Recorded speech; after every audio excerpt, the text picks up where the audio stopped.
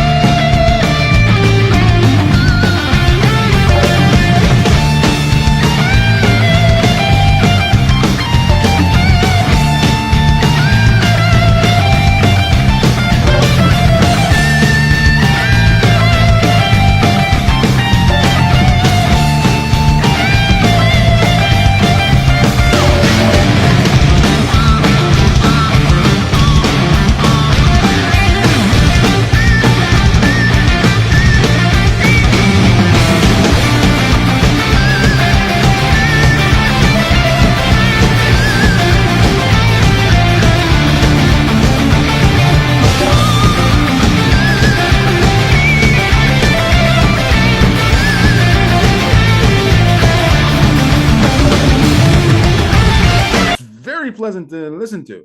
Pleasant? I don't know. Pleasant. It kicks ass. Yeah. How many kind of drummers do they have? 2 or 3? I'm still trying to figure out what I'm looking at. Well, there's one with like a, what we would say, I guess, a normal regular set of drums. The one on the right is playing different types of drums. Yeah. Something a bit more, I guess, maybe traditional. I mean, from the name of the band, I assume that they're going to bring all kinds of maybe Japanese, themed instruments that are not necessarily something we have or haven't seen. I'm not sure. Yeah, their outfits as well. I can't really make them out, but it's clear that there's meaning behind it. It looks something that has traditional meaning to it. Well, it seems that this, like just from looking at it, for what is it, just under 2 minutes, and seeing them for the first time, it looks like it's a band that brings the sort of older traditional Japanese customs with new sort of rock, maybe metal music of today. Interesting combination, to kind of try to do both to this level, which I like. I like the whole show they put on with the Japanese masks and stuff like that. All wearing what looks to be like some type of kimonos. I don't know. I'm loving it. And the drummer looked a bit more sort of tribal. He's shirtless, but I saw like some he's like a tattoos patch, and that sort of great look. Let's hear some more. This is really interesting.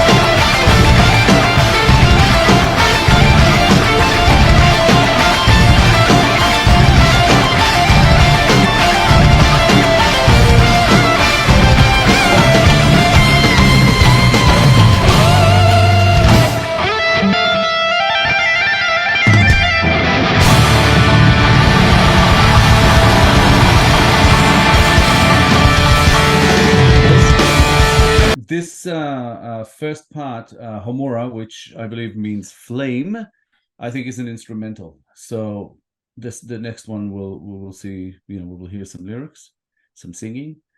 But yeah, wow, that instrument she was playing, I'm not sure what it's called, but geez, she was good. That was interesting. That was really good. Yeah, in my mind, it was a Japanese version of a banjo. We can refer to it as a type of Japanese banjo. Yeah, because it has that sound to it. Yeah, it's kind of a novelty to see, to me at least, to see something rocking this thing on stage in this type of scenario. Yeah, and the sound it's just like a really, really catchy kind of tune, Yeah. Even though it's instrumental, it just really kind of grabs you. You kind of go along with it, and it has like this, it's almost like an ongoing chorus. That you just kind of bop along to, because it's like what's coming, and it sounds fantastic. And then the bass player did the solo. She was awesome, and then the other one came in with that Japanese type banjo, and she did, it's like that same tune with a different instrument. I assume that now they're gonna sort of kick into the AKATSUKI no Ito, which means thread of dawn. So yeah, let's find out what that's going to sound like. So far, I'm loving these guys. Really cool. They're great.